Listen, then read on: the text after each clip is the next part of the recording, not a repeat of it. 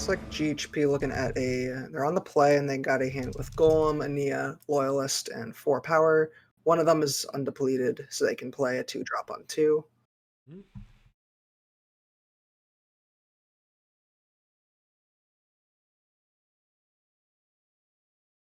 Looks like Spiff working with also a 4 power hand, but with an Ikaria, Enforcer, and a Bubble Shield.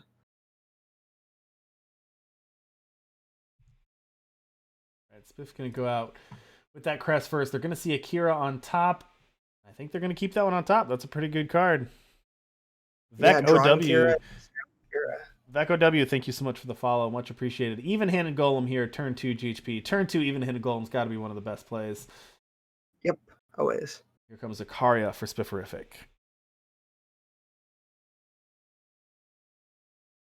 Yeah, so a pretty good tempo play here could be Banner plus Ania plus Bring to Justice. Spiff will still be able to enforce or something if they want next turn, or play out Akira with um, Bubble Shield backup, but taking away their option to just ultimate this on turn 3 could be a thing. But it looks like they're going to go for the Hojin instead. Know thy enemy off the top for Spifferific. Oh, going for the Enforcer anyways. All right.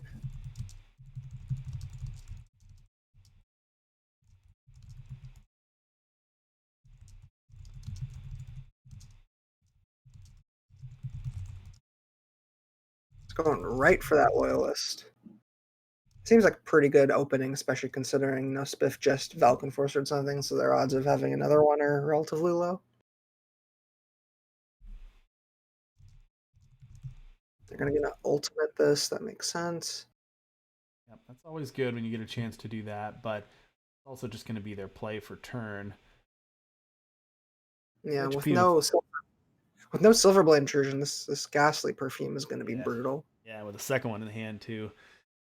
Ghastly Perfume, good in most formats. I got crushed by this in my sealed league today. This card is quite good. Yeah, I like it a lot with Loyalist for sure. It's nice when your killer spell also plays an extra unit for you. Yeah.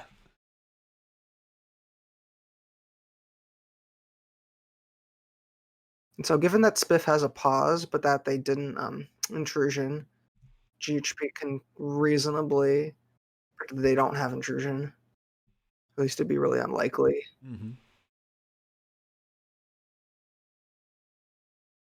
Gonna go for another Ania. Going super wide on this board. Should be pretty good if they can land that Palace. But looking for second Primal, looks like.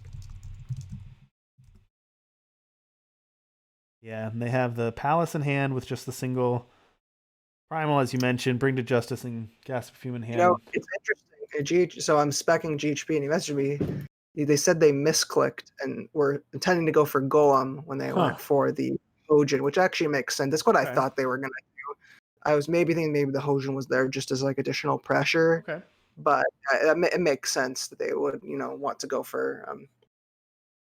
Now this is interesting. Spifferific seeing Siditi off the top to warp, but won't get the onslaught value. Or you can wait, attack next turn, and then onslaught it. So interesting. Yeah. It's interesting too because you want to get the curse to get the extra card, but you're actually kind of going down a card by not casting it. So it's an interesting decision there. Spifferific's going to choose to play out the smaller units first and then going to try to trigger the onslaught next turn, but that's a tough one.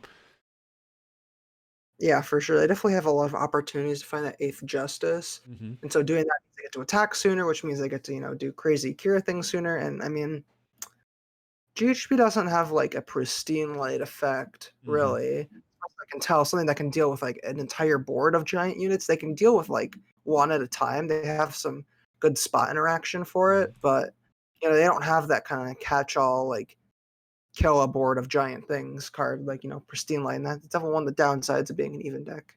Sure. And now 2 primal power for GHP is going to put them up to 3 primal, so they can now deploy this Corviat Palace, which requires 2 justice, 2 primal, if they choose to, and they have that second Ghastly Perfume in hand as well. Yeah, I almost wonder, yeah. I was thinking that they might just try to do this so they don't lose to double Kira. He's Yep. right. If they Palace, I mean, Spiff still has both Kiras on board. Yeah. It's pretty dangerous. Yeah, Palace is a very good card, but it's a little tougher when your opponent has a really strong board. It's a little tougher to get that value. All right, Bubble Shielding going to actually draw that Siditi on that turn, so it's going to pick up a Know Thy Enemy as well. Yeah, so interesting to note, Spiff can choose to get the 8th Justice right here if they want, From the by activating a card, but they choose instead they're going to take the trade here. Interesting.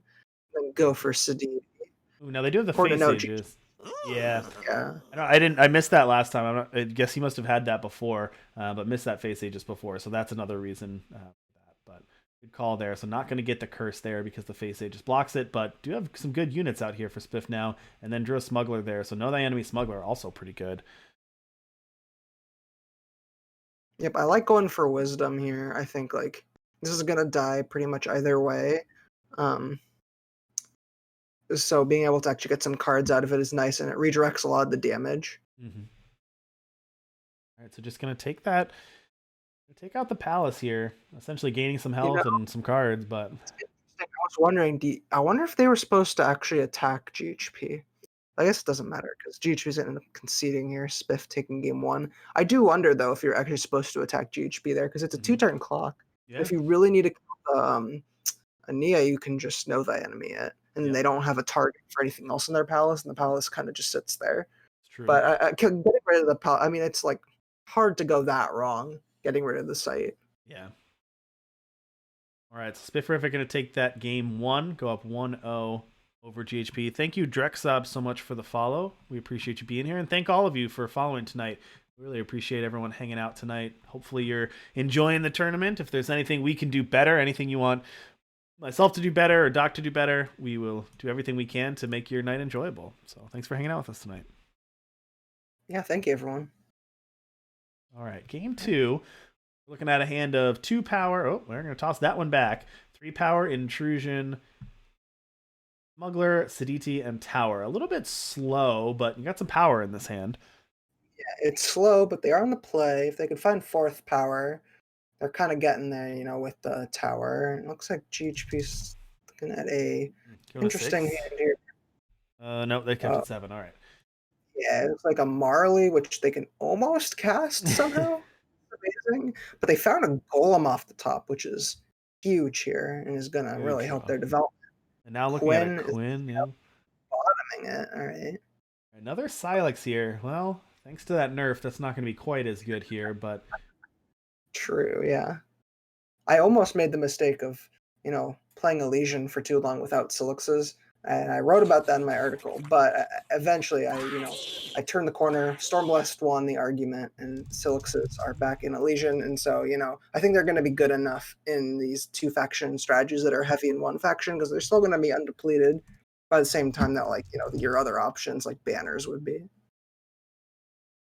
thank you so much, Platypus. Thank you, Platy, for rating us. We appreciate it. Welcome everybody from Platypus King's stream. Thank you for playing tonight. Really appreciate getting to see you play, and thank you everyone for coming in. We really appreciate it from that stream. We are in round 3 here.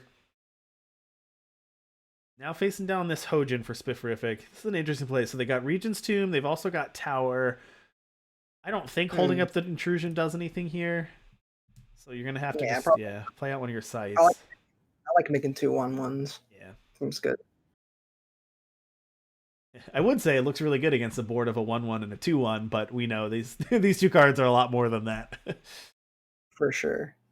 Yeah, but as far as, actually trying to interact with the site, they kind of are just a 1/1 and a 2/1 that becomes a 4/3 True. conditionally. And at least with the 4/3, I mean, you can just trade with it. Yeah. It's not super threatening, especially because they don't have any ways to, renown it without sacrificing it, with the reweave. But I think. All right. I don't know. GHP's hand is kind of busted here. As long as they can keep hitting power, which they have petitioned to do that. But their hand is, another power. They've got Marley. They've got another Hojin. They've got Palace and Reweave. Lots of sweet cards in hand for GHP. I like their spot so far in this game.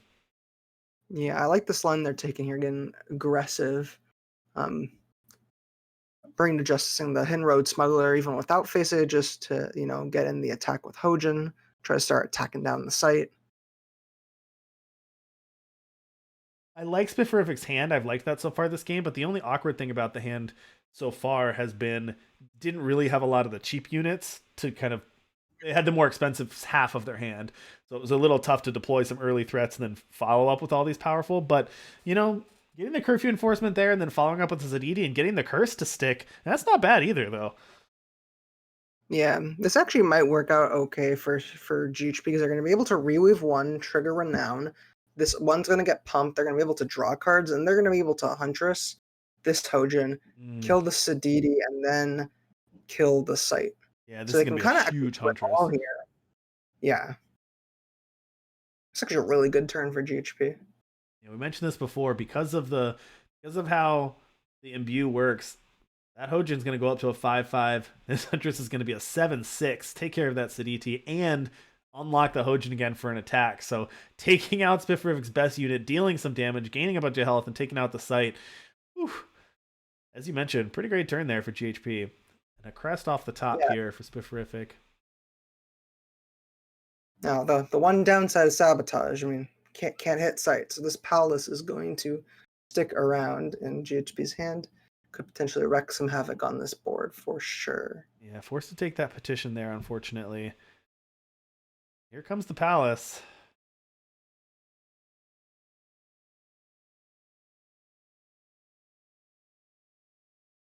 See what they're going to start So off with here. assuming withstand on the Hojin, but I could be wrong. I've seen them wisdom first a lot, which I think people don't do as much as they should. Yeah. Quick reminder of the three agendas there. You got Wisdom to draw 2 cards, Withstand +4/+4 Endurance, and Sack the City to do a whole bunch of damage out of nowhere by making all your units go berserk. So one of the benefits of Palace is it's got 3 really good card options to choose from.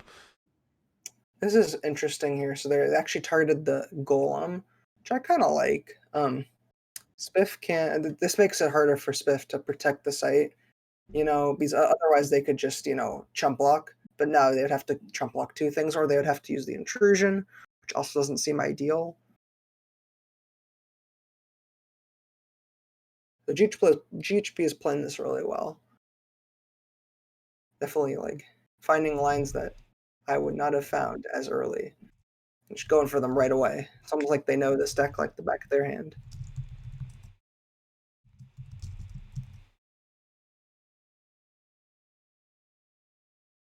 Yeah, this is a sweet deck that we've seen Boxer and GHP on today. Seems like some really complicated lines, but some really powerful cards and the synergy has been really sweet so far. I love the synergy with Huntress. Like just being able to pull that card out when you need it, being able to get some buffs. It's just such a powerful card, especially when you can build some synergy around it. And it being 2 cost to work with Golem's pretty nice too. Pristine Light for sure. Spifferific here.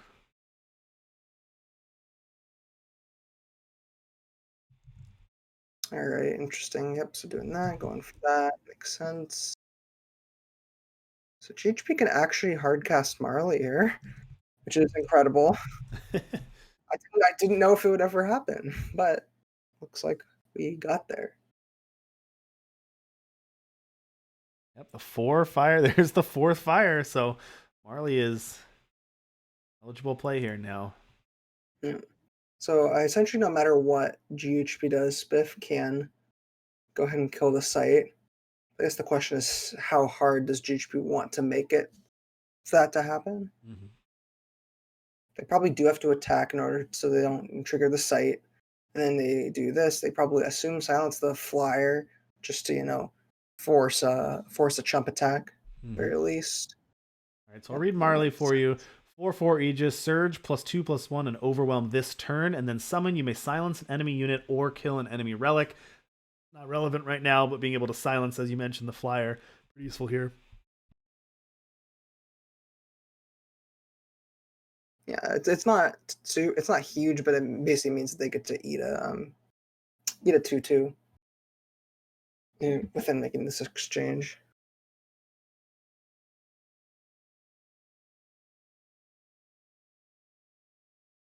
Depending on what's in Spiff's market, they could maybe get something good. They can't get like say the office or anything because the etchings can't grab it. Right. But they could get like have they gotten Svetya yet? Oh, okay, so they could get. I could see getting Svetya. That could be pretty good. And I'm assuming that's what's going to Yeah. happen. They can play it on curve here. which is There you go. nice. As you mentioned, grabbing that Svetya. Oh, they put back the intrusion. Jeez, I mean, I like it because it means next turn they can surge, Yep, surge and get a and read then room also too. it lets them surge next turn and play Svetya on curve that Yep. turn. So GHP keeping the Quinn on top seems good. Seems like a good redraw. And it's cute with killer. You can give a killer and then you renounce something else and bring it back, and then 8 comes down the board and killer's another thing, and it was good.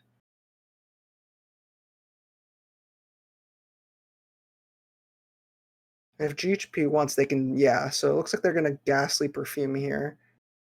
The regen gonna come in handy, means they get to keep the Hojin and go ahead here and get rid of this Svetya, which is pretty brutal. And as we mentioned, Aegis does not care about that killer attack, so being able to pump up that Hojin, take care of that Svetya cleanly with that Hojin, pretty nice. Ooh, Annihilate a little bit late to the party here. Yep. And unfortunately, Spifferific kind of out of gas here. They've got no more really relevant cards in hand. They've got no more card draw. Here comes that Svetya. Yeah. Nothing. That Svetya could just, knock the door shut here. Makes it pretty hard for Spiff to have much counterplay and getting back in this game. Yeah. GHP now attacking for 10 here. Right, gonna put Spiff down to 7, but unfortunately for Spifferific, another Annihilate off the top's not gonna do it. I suppose I guess you can use both. Yeah, I guess pop the Aegis on one, kill the Svetya. That'll buy you a turn. Yeah. But if this Marley gets overwhelmed, that could be problematic. I'm just gonna attack for 2 to gain that health back.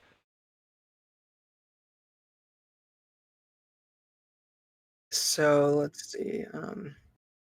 So Loyalist plus Vank Blade grabbing Huntress, plundering the Quinn, playing the power, I think is lethal. Right, because then this would become a 6/5 overwhelm, and this would become a 3/3 lifesteal, and that's exactly 9.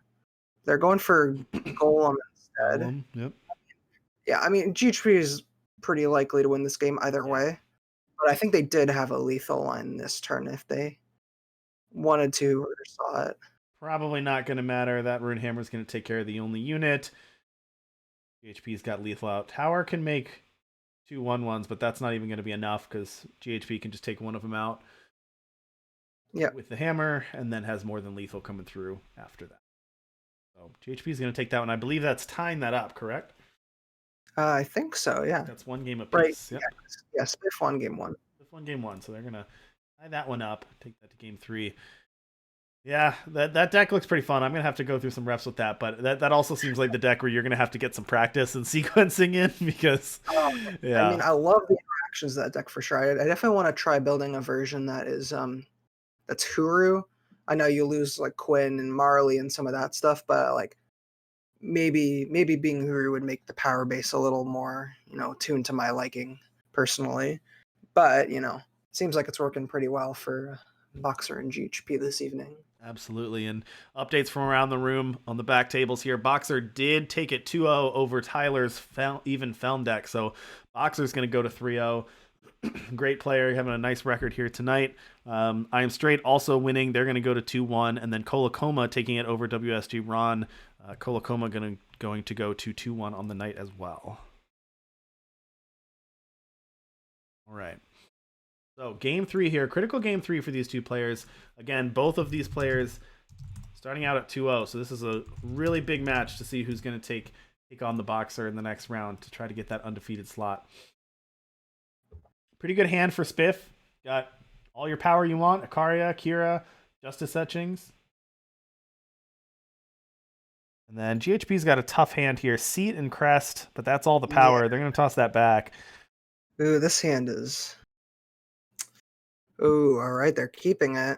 It looks pretty slow, but, it has stuff to do. It's definitely not the worst hand I've ever seen. Definitely, and GHP is on the play, and they're going to pledge that Loyalist out to get that Justice influence. making sure that they can beseech here on 2. See if they plunder away. Yeah, they're going to plunder away to get a primal. So going to take some time to sculpt their hand into something playable here. Yeah, I'm sure Beseech pulls a lot of weight in this even strategy, just kind of helping to smooth out draws. Obviously, not as good as Golem at doing that, but still nice to have more ways of making sure your draws are playable as often as possible. All right, So looking we're at looking at a. Reweave. Yeah, looking at Reweave on the top here. I don't know if I'm big brained enough to know whether they should top this or not. Yeah. Like I could see a world where I don't know, a reweave and a reweave, but I also don't. It doesn't look like we have any renown units in our hand. No. I think if we had a loyalist, I could see keeping the second reweave. Sure. Otherwise, my gut tells me to bottom this, but I could very well be wrong. We'll see what GHP decides to do here. Absolutely. The only units in hand are the Wasteland Broker and that Ania Master Sleuth here. Unfortunately, I had to pledge that loyalist. It looks like you put that on the bottom. I couldn't quite tell, but it looked like it was on the bottom there. All right, crest off the top for spiffirific. And they're just going to take this time to activate Ikaria here and ramp. It seems like that's a good opportunity. Whenever you have the free opportunity to do that, it's usually beneficial to get that free ramp, get that value for Ikaria. For sure, yeah.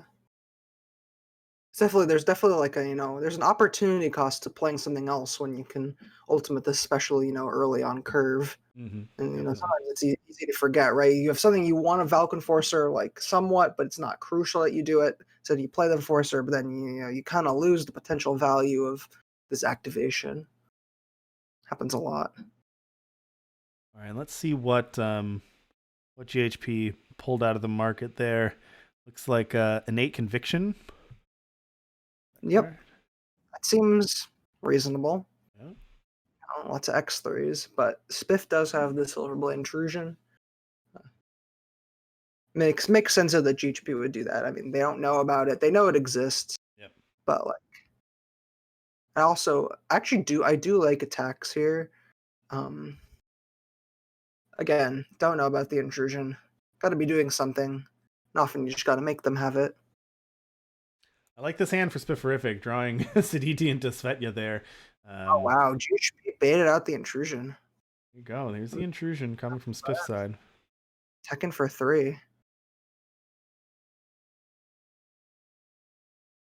mean, obviously that's good for Spiff, but it's also GHP knows they played that, so it becomes a little less likely they have it in the future in the next handful of turns, and so finding an innate conviction can help them actually deal with something.